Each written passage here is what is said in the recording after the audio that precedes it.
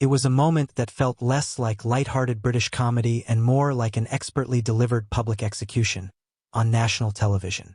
Dame Helen Mirren, the regal, no-nonsense icon of stage and screen, torched Meghan Markle's laughably tone-deaf lifestyle brand as ever in front of a live audience on the Norton show. With the dry, devastating precision only a seasoned British dame could deliver, Mirren scoffed at Meghan's $15 jar of dead flower sprinkles, asking, "Is it food for rabbits?" The audience erupted. Meghan's credibility once again did not.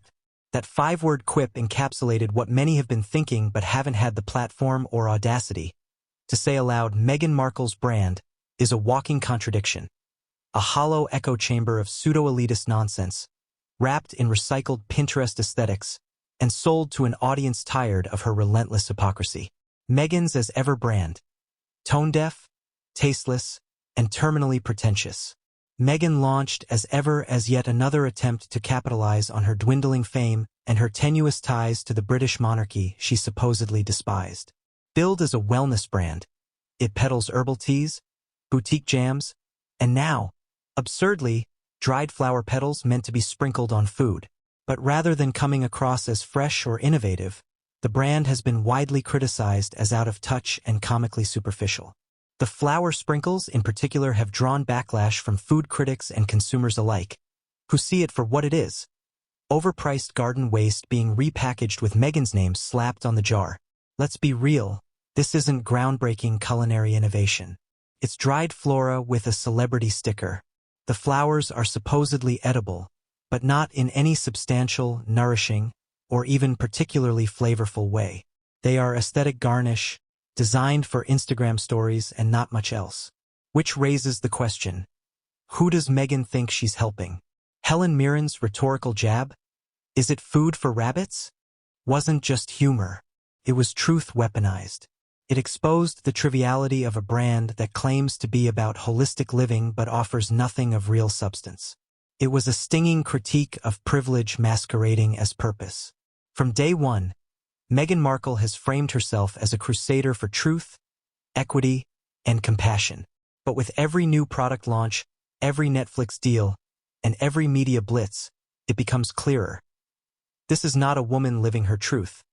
This is a woman selling a highly polished version of herself, with no real depth beneath the veneer. The irony is impossible to ignore.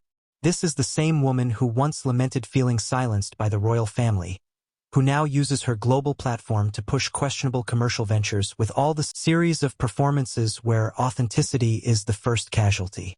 As ever is built on the illusion of wellness and connection. But when people think of Meghan Markle, they don't think of unity or calm. They think of division, scandal, and self-interest. The idea that a person so heavily associated with public drama would try to sell serenity and sophistication through jars of botanical fluff is laughable at best and insulting at worst. Let's not forget the context.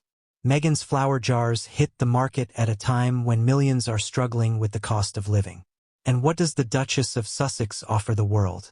Not advocacy for affordable wellness or community-based healing. Not education or accessibility. No. She offers $15 dead flowers in a glass container. This isn't wellness. It's marketing disguised as moral superiority. Dame Helen Mirren's takedown was effective because it hit at the root of that contradiction. It cut through the curated imagery and influencer language to reveal the core of Meghan's enterprise: opportunism without authenticity. And it isn't the first time Meghan has come under fire for such disingenuous antics. Her jam soft launch earlier this year, in which she sent personalized jars to hand-picked influencers, was met with a similar mix of confusion and derision. The jam sold out quickly, but that only led to chaos as the website glitched, customers were double-charged, and refunds had to be issued. A PR nightmare dressed as a success story. Meghan Markle entered the royal scene with charisma, promise, and a chance to modernize the monarchy. But that narrative quickly devolved into a transatlantic saga of self-pity, palace politics, and profitable victimhood. The Oprah interview, the Spotify drama, the Netflix docuseries, the endless lawsuits. All of it has left the public wondering, is there anything real here?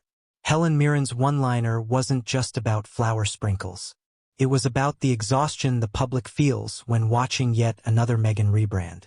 Every initiative is supposed to be the one that redefines her image, and every time it's more of the same. Self-promotion wrapped in pseudo-intellectualism. And let's be honest, the people aren't buying it anymore. The British public has largely turned away, the American press has grown wary, and even Hollywood elites are keeping their distance. Meghan's constant rebranding and moral posturing have become tedious, and more importantly, transparent. There's a dangerous delusion at play here. Meghan genuinely seems to believe that her presence, her mere association, is enough to validate any product, no matter how useless or overpriced. It's the celebrity trap. But while just another overpriced, underwhelming lifestyle brand coasting on a title she claims to hate. And yet, Meghan continues to act as though she's a modern-day Marie Curie of wellness, bringing revolution in every jar of petals. The difference? Curie gave the world radioactivity. Meghan gives us dehydrated daisies. It's telling that while Meghan makes headlines for flower jars and Hollywood deals, the senior royals continue doing the quiet, thankless work of public service. William and Catherine, despite being constant targets of Harry and Meghan's media onslaught, maintain a sense of dignity and purpose. They show up to hospitals, schools, community centers, real people, real problems. Meanwhile, Meghan is selling glorified potpourri to people with more money than sense. The contrast couldn't be more damning.